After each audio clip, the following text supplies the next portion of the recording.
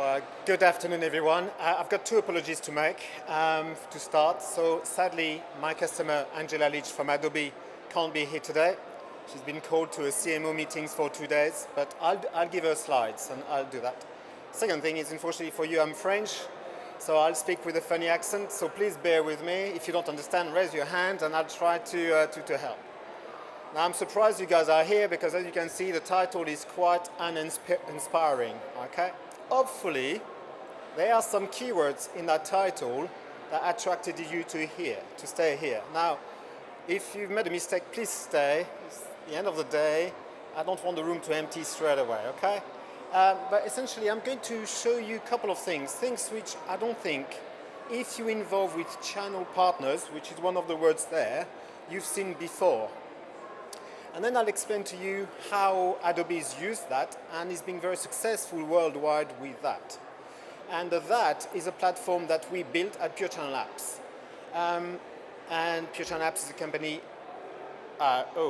page down. Let me move that there. So Pure Channel Apps is a small UK-based company. Sadly, we didn't get much help from the guys across the road there, but we managed to sustain a good business over the last 4 years. Our platform is called Social On Demand, and it's been used today by a few small brands. Brands I'm very happy to have on board. Some of those use our platforms in the UK, some worldwide. And I can give you a lot of information about those. One of which is Adobe, and I'll talk about that later. Now, how do we start these discussions about channel partners, social media, brands? We start with content. I'm not going to bore you with stats today. I'll bore you at the end a bit with stats. But to start with, as they all say, content is king. And that's true. Your customers want content. They want content, they get content. They go online, they go on social media, they talk to peers. Sometimes they call you, if you're an organization, if you're a brand, if you're a charity. And they want content. Great, they want content, but you, on your side, you need to create good content, appealing content, and that, we all know that. It's great. One thing, which I didn't do, that kind of kills me, is you want content as an organization that's compliant with what your organization has to say. All right? So you want to create content that people use. You don't want people to take your content and chew it to bits, do the opposite, and post it. So as an organization, content is king, good content is required. We believe, actually, most important than content is the way you actually, is you distribute that content. I'm having a problem with this one, sorry. It's going to kill all my slides. Having great content sitting in your corporate department, in your marketing team is good. Not doing anything with it is very poor. What's very important is making sure that the content you produce as an organization gets delivered to the right people at the right time. And that's what is going to make your content successful. That's what's going to make your business successful. So I'm going to do it once. So it's really, here we go. Now we think social media here is going to really help that content. And content is king, we know that. Social media is going to bring some gasoline to that, okay? And it's going to enable you to take your content and actually diffuse it everywhere, distribute it everywhere.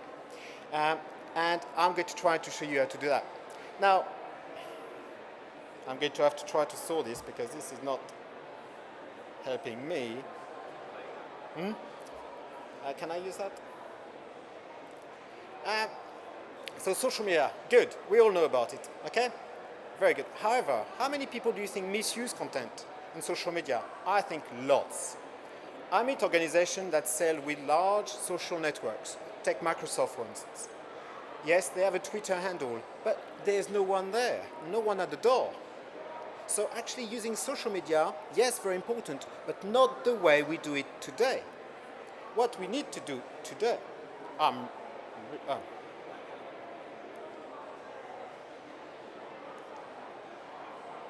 it's not liking it. I'm so sorry about this. I can't use buttons.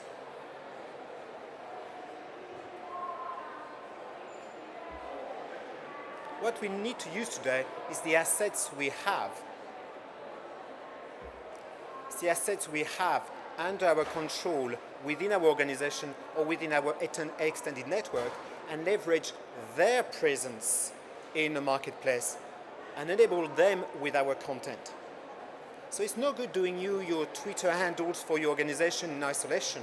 It's much better to use maybe your CXOs, your MDs, your salespeople, your sales partners, your retailers, your dealers, sponsored athletes if you have some, to actually distribute that content through them.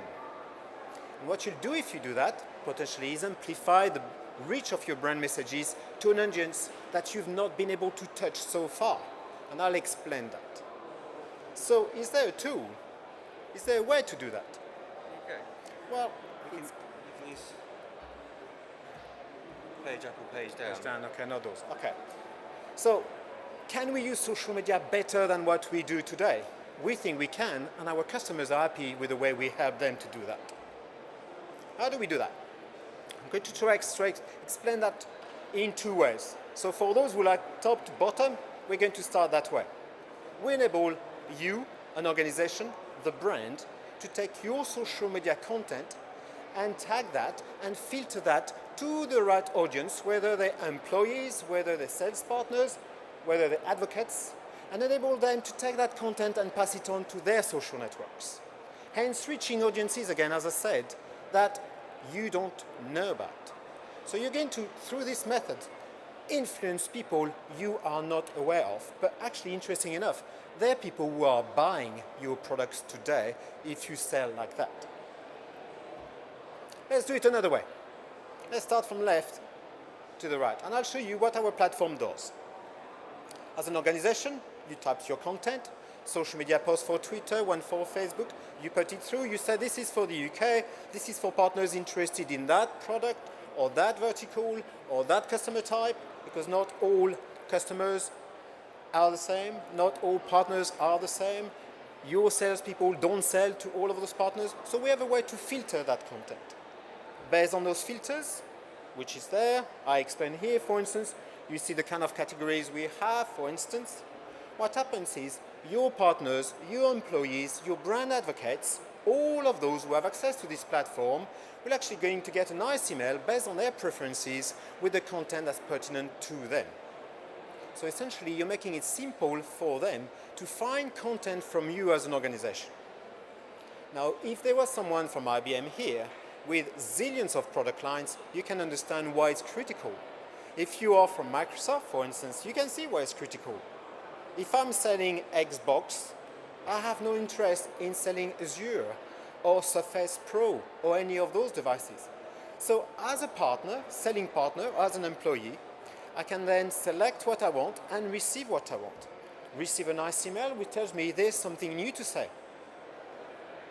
Shows you the post. It shows you one version of the social media post. If I click Edit Publish there, what's it actually going to do? It's going to enable me to, it's going to take me to a portal where I can see all of the content that's relevant to that post. I'm going to see a version for Twitter, one for Facebook, one for LinkedIn, one for Zing for Germany, and I'll be able to, through very simple control, send it now, schedule it to any of the social networks I've done as a sales employee. So here, not only have we made it easy for these people to find content, but we make it very easy for them to post that content out. Remember, that content comes from you, the brand. Suddenly, these partners own that. They can edit that content and push it out. So you're ensuring compliance. At the same time, you're ensuring a wide distribution of your content to social networks you don't know about.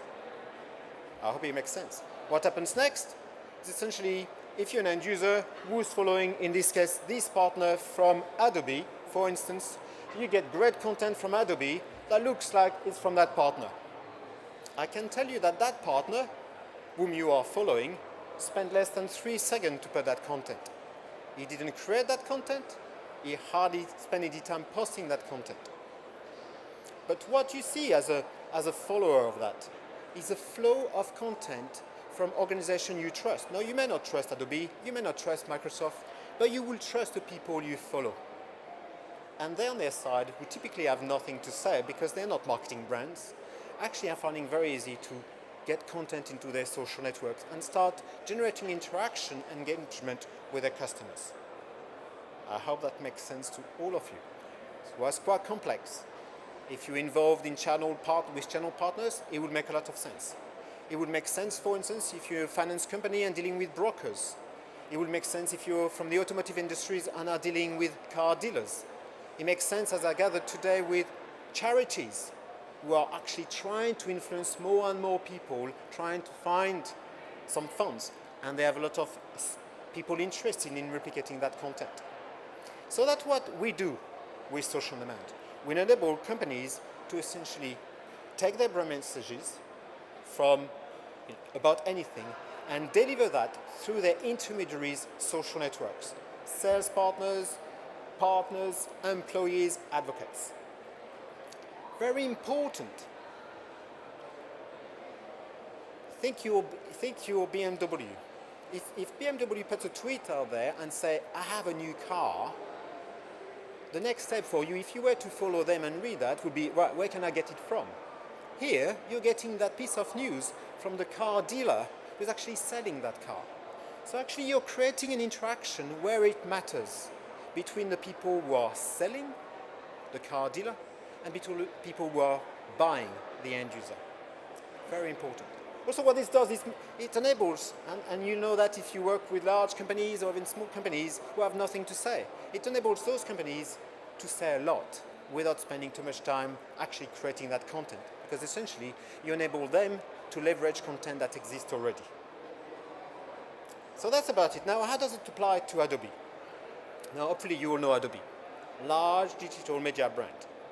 Lots of content, lots of resources, lots of budget, creating great content, great product, and also great content to go with it. Now, Adobe is really trying to influence people. Adobe is trying to get more people to buy their product, especially the Creative Cloud for Teams and the Creative Cloud, okay? But as you can see, Adobe doesn't sell direct. They're selling through a vast array of channel partners around the world. In Europe only, they have more than 35,000 people reselling Adobe. You may be some of those. You may be a digital agency that's using and also reselling. So what they wanted to do is take the same digital media approach that they're using for their products and actually use it to their social media strategy. What did they used to do before? Okay, that's interesting. I thought it'd be used before. Before, Adobe used to create emails and send it to their partners and say, here's some news. They used to create beautiful campaigns and send it to their partners and say, there's a new product. They wanted to change that. That didn't work. So what they wanted to do is use social media to its best. Okay? Adobe in the UK, on their Twitter handle, only had 2,000 people following them. They have many more than 2,000 users today. So they couldn't influence their buyers. So they came to see us. We did a trial in the UK. We then took that trial and opened it to Europe and then now worldwide. I'm sorry to say, it's not working. And it's a shame there's some numbers and there's someone calling there. I'm going to go through those numbers with you. Okay, and I'm sorry you can't see them. Adobe today in our system has around 700 users in Europe, in 64 countries. Those 700 users, don't know what happened there. Those 700 users have added in our platform 2,500 social media accounts, whether it's Twitter or Facebook or LinkedIn. Okay? These 2,500 social media accounts together represent around 400,000 followers and friends, and around 10 million of LinkedIn group members. So essentially, today, Adobe can go well beyond the 2,000 Twitter connections they have. They can reach around 10.5 million people that they don't necessarily know, but that their sales partners and employees know. Here we go. So you can see through the numbers. Through our platform, Adobe put around 1,500 social media pieces of news. those have been reposted nearly 60,000 times. So essentially, their partners have taken that content 60,000 times. It's appeared on their Twitter, on their Facebook, on their LinkedIn personal pages, on their fan pages, on their LinkedIn group, and so on. That has generated 325,000 clicks. Now, what is a click? A click is someone who read that content from their partner or from their employees and actually wanted to go a bit further and find the content behind. So that click is an interest, is an interaction. And that's what Adobe is doing with our platform today. That's how they changed their whole social media strategy to go from a direct method of having their own Twitter account and to actually spending more time enabling their partners to post content on behalf of Adobe, influences their customers. The result is that Adobe is very happy. That passion they have in developing digital media assets and products and changing the way people work in a digital media agency is something they've been able to do with their own partners and employees through our platform. And that's it for today. I'm sorry about these problems we've had there. I hope it's made sense to all of you. Remember the title, it was about channel partners. It's about how to leverage their social media presence, and I hope that's what we've done. Do you have any questions? Oh, you can clap, Phil. I'm glad you stayed. And sorry for the mishaps. Did it make sense to anyone? Yes, some. I see some not. Do you have any questions? No questions? Just remember one thing. What you've seen today, you've probably not seen it before. If you remember the list of customers we have, just remember why they decided to do that. I personally think today social media is done badly. Organizations do it their way. They're forgetting who is actually selling their products. I gave you examples in the IT sector. We work with a company called Maintain Hardware in the retail industry. You will see more and more of that, of retailers and dealers actually leveraging content that's being put together by very large brands. Okay? Thank you very much for your time. I hope you had a good day today. Thank you.